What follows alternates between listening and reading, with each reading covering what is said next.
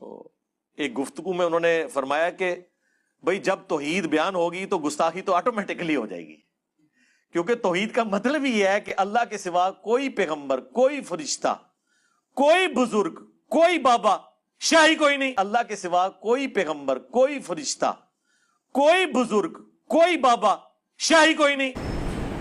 اللہ تبارک و تعالیٰ کے محبوب کی جب باری آتی ہے تو اللہ تبارک و تعالیٰ کے خطاب کا جو انداز ہے وہ مختلف ہے۔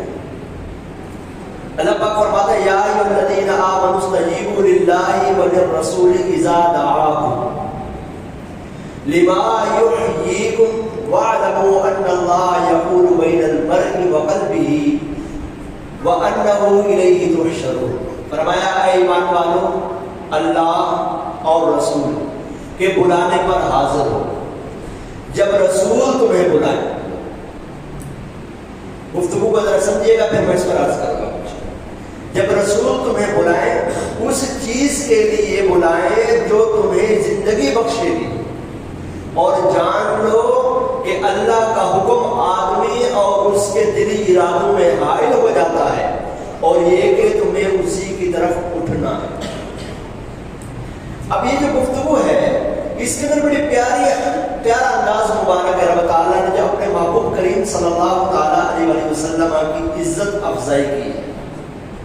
ہم مختلف طرح کے لوگوں سے ملتے ہیں، اٹھتے بیٹھتے ہیں، دیکھتے ہیں، کیونکہ ہم زندگی اس طرح کی گزار رہے ہیں، اور آج کا جو دور ہے وہ بہت زیادہ فاسٹ ہے۔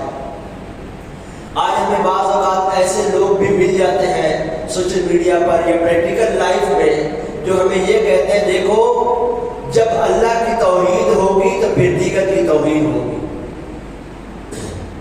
حالانکہ یہ ان کی ذاتی رائے ہے، قرآن ہمیں اس بات کی ہرگز اجازت نہیں دیتا۔